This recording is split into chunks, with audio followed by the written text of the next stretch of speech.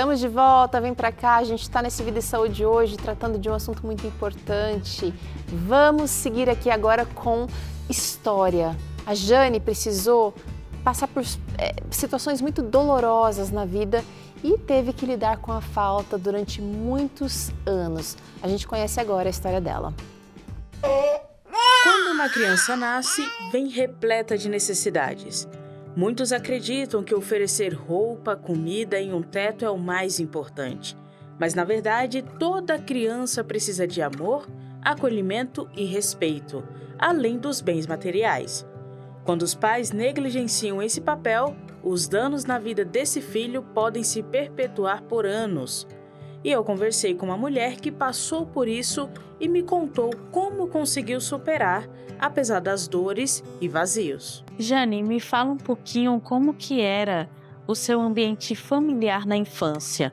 Se era uma família afetuosa, se você se sentia acolhida, como que era? O meu ambiente familiar não era referência, né? Foi um ambiente muito perturbado mesmo, né? Eu, assim, desde do ventre da minha mãe, que ali o meu pai, assim, ele sempre teve, assim, problema com bebida alcoólica, né? Ele sempre bebeu bastante. E isso acabou fazendo o quê? Prejudicando a família. Então, ele não é uma pessoa que bebia, ele bebia e maltratava mesmo, assim, os filhos, minha mãe. Então, assim, ele nunca foi uma referência, assim, como um pai. Eu sofri muito e às vezes eu chegava a questionar porque Deus me deu aquela família, né? Sem entender os planos de Jesus na minha vida. Mas, assim, ele sempre foi um pai, assim, que bebia muito, que batia na gente, batia na minha mãe, né? Então, assim, minha infância toda, assim, na verdade eu não tive infância, assim, isso foi bem difícil mesmo. Se você pudesse citar 3 pontos, assim, de algo que você sentia muita falta na infância, o que você me diria? Quais eram suas maiores faltas? Amor, afeto e respeito. Né? Eu acho que eu não tive nenhum dos 3. Né? Eu acho que principalmente o respeito. Eu acho, assim, que o respeito entre o pai com os filhos, né? E, assim, não tinha um ambiente familiar, não tinha respeito. Não tinha, literalmente, era muito agressivo, bebia muito, muita agressão, muitas palavras, assim. Então, eu tive uma infância muito difícil. Meu pai, assim, a minha família conta que até desde o ventre da minha mãe, né? Eu nasci, meu pai já começava a me bater, eu fiquei com sequelas até os 9 anos de idade, meu irmão também, minha irmã. Então, assim, foi um processo bem difícil. E, assim, minha mãe não deixava ele, né? Aí, às vezes, minha mãe deixava na casa de um, na casa de outro, e assim ia.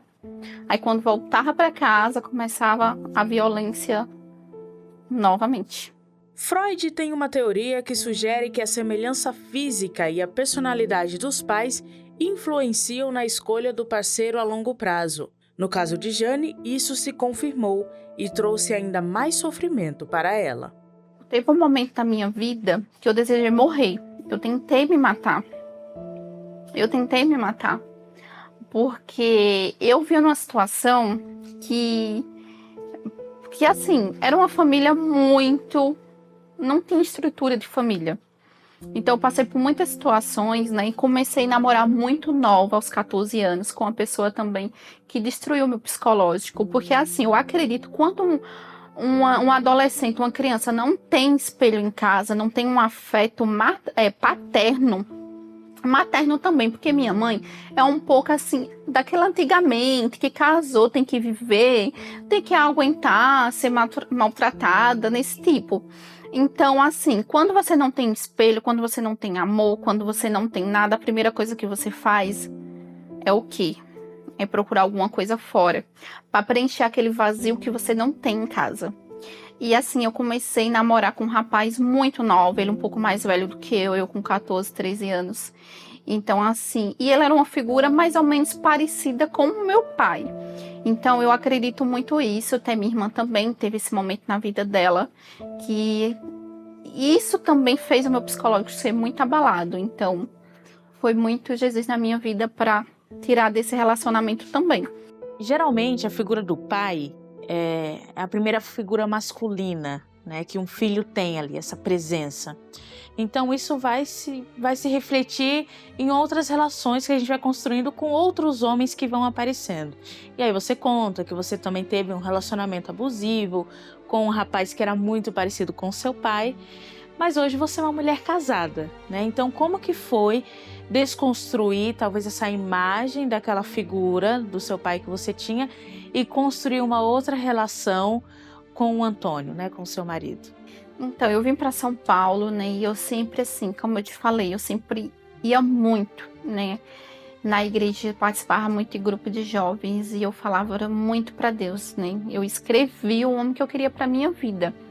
Uma pessoa calma, uma pessoa que me aguente, porque realmente eu tenho ansiedade, eu sou explosiva, eu tenho todos os defeitos, mesmo assim, eu tenho. Então, assim, Deus... Simplesmente eu ali na faculdade tal, encontrei, ele trabalhava de frente a onde eu estudava e nós se conheceu, né, ele começou a falar comigo, me chamou e nós foi se conhecendo e eu vi realmente ali que era a resposta de Deus nas minhas orações, né, assim, o Antônio é uma pessoa, é um cara assim, uma índole maravilhoso, né, uma pessoa família, honra pai e mãe em cima de todas as coisas, né, respeita todo mundo ao seu redor. É um cara dedicado aos estudos, se dedica a tudo que faz, à família, né?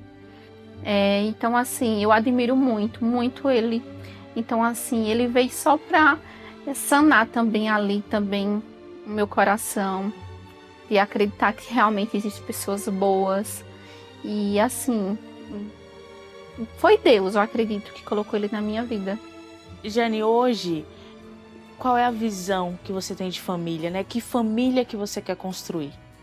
Primeiramente, acho que respeito, porque a pessoa fala amor em primeiro lugar, mas acho que respeito, porque o respeito faz ali ter o afeto, o amor e vai criando aquele vínculo.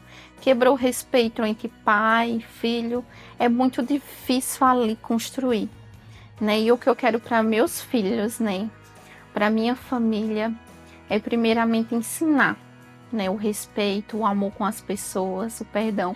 Uma família unida, união, sabe? De estar ali todo mundo junto, de se amar, de querer estar junto todos os dias. E eu acredito que eu e o Antônio vai formar essa família. Mesmo enfrentando momentos difíceis, Jane encontrou forças em Deus para perdoar o pai e deixar o ressentimento para trás. Uma decisão que transformou sua vida e restaurou os laços familiares. Hoje ela mantém contato com a família e, além do afeto, oferece também apoio financeiro. E luta para construir uma história familiar diferente da que teve. Que bom que ela mudou o ciclo. E eu estava aqui pensando que talvez o fato dela ter determinado, até escrito, né, o que ela não, o que ela queria de alguém, né, para a caminhada da vida dela, foi terapêutico.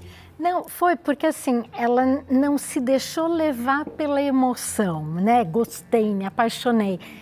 Ela tinha um planejamento de o que eu vou buscar em alguém para ser meu companheiro. Juntou com isso, com o afeto, parece que deu muito certo.